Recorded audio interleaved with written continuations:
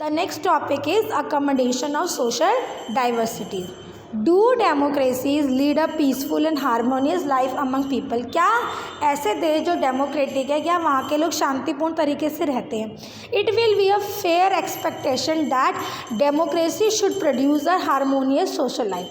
यहाँ तो इस पता चलता है कि डेमोक्रेसी को ऐसी ज़िंदगी लोगों को प्रोवाइड करनी है जहाँ पे वो शांतिपूर्ण तरीके से रह सकें. We have seen in the earlier chapter how democracies accommodate various social division. We saw in first chapter how Belgium has successfully negotiated difference among ethnic problems. Chapter number 1 में पढ़ा था हमने कि किस तरह से बेल्जियम ने अपने देश की जो समस्या थी उसको कितनी शांति से सुलझा लिया था क्योंकि वहाँ डेमोक्रेसी थी. Democracy usually develop a procedure to conduct their competition. This reduce the possibility of these tension becoming explosive and violent. हर देश में समस्याएं होती हैं. हमारे देश में बहुत सारी समस्याएं अलग अलग सोसाइटी में अलग अलग ग्रुप्स को अलग अलग धर्मों को लेकर भारत में बहुत सारी समस्याएं, लेकिन वो डेमोक्रेसी ही हमारे देश की लोकतंत्र सरकार है हमारे देश की जो कभी भी इन समस्याओं को जो है वायलेंट नहीं होने देती.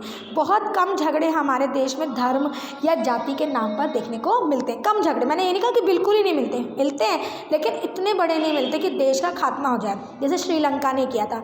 श्रीलंका में भी 2 अलग अलग रीजन्स के लैंग्वेजेस के लोग रहते थे, लेकिन श्रीलंकन गवर्नमेंट ने क्या किया कि एक को बहुत ज़्यादा फेवर किया और दूसरे को डिसफेवर करते हैं, जिसकी वजह से वहाँ पे झगड़े हुए.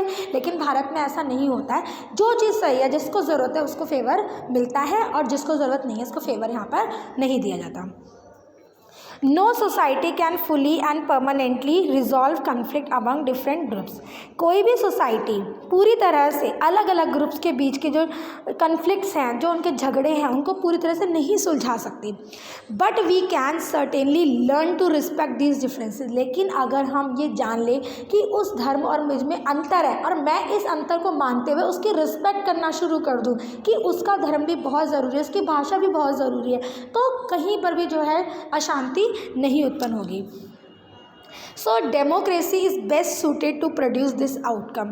Non-democratic regime often turn a blind eye or suppress internal social differences. ऐसे देश जहाँ पर लोकतांत्रिक सरकार नहीं होती वहाँ पर झगड़े ज़्यादा देखने को मिलते हैं क्योंकि वहाँ पर सरकार इन चीज़ों पर ध्यान नहीं देती, लेकिन डेमोक्रेसी इन सभी चीज़ों पर ध्यान देती है.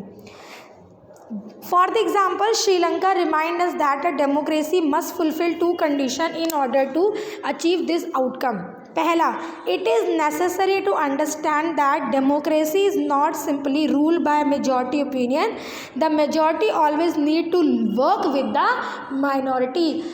हालांकि भारत जैसे देश में जहाँ इलेक्शन होते हैं जिस पार्टी को सबसे ज़्यादा वोट मिलते हैं वही जीत जाती है, लेकिन उस पार्टी को ये ध्यान रखना है कि वो जीत जरूर गई है लेकिन उसको अपोजिशन के साथ मिलकर, यानी कि जो हारी हुई पार्टी है उसके साथ मिलकर काम करना है, यानी मेजॉरिटी को माइनॉरिटी के साथ मिलकर काम करना है. It is also necessary that rule by majority does not become rule by majority community. अगर 100 लोगों ने निर्णय ले लिया तो इसका मतलब ज़रूरी नहीं है कि उनका निर्णय सब पर थोप दिए जाएंगे.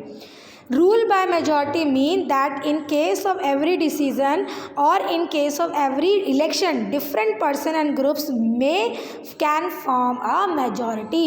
अगर इस बार बीजेपी को मेजॉरिटी मिली है तो हो सकता है कि 5 साल के बाद जब दोबारा इलेक्शन होंगे तो कांग्रेस को मेजॉरिटी मिल जाए. तो मेजॉरिटी का मतलब ये नहीं है कि आप बिल्कुल ही सही हैं. आप जो है अगले टाइम का वेट कीजिए, जब तक आप मेजॉरिटी में आप काम कीजिए लोगों के भले के लिए. हो सकता है कि अगली बार आप माइनॉरिटी में आ जाएं. Democracy remain democracy only as long as every citizen has a chance of being in majority at some point of time. Democracy तब तक डेमोक्रेसी बनी रहती है जब उसको कभी ना कभी मेजॉरिटी में आने का मौका मिलता है. If someone is barred from being in majority on the basis of birth, then the democratic rule ceases to be accommodate for that person of group. मान लीजिए ऐसा हो जाए कि किसी पर्सन को ये कहा जाए कि तुम जन्म से ही माइनॉरिटी हो, तुम्हें मेजॉरिटी में आने का कोई अधिकार नहीं, तुम्हें डिसीजन मेकिंग में हिस्सा लेना कोई अधिकार नहीं, तुम्हें वोट डालने का अधिकार नहीं, तो ऐसे देश को डेमोक्रेटिक कंट्री नहीं कहा जाएगा. ठीक है। तो डेमोक्रेसी इस आउटकम में बेस्ट पहुंचती है।